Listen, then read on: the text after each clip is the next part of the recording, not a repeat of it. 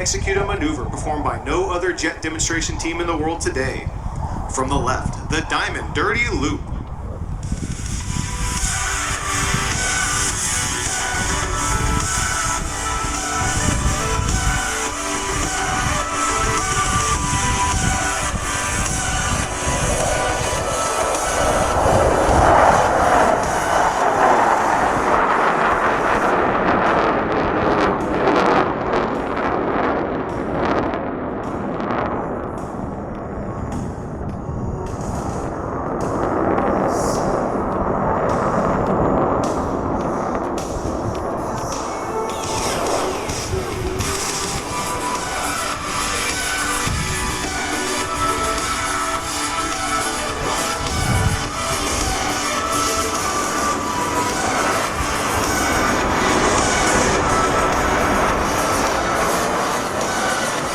To the left, Lieutenant Commander Hempler is approaching to demonstrate the maximum performance turn radius of the F-18.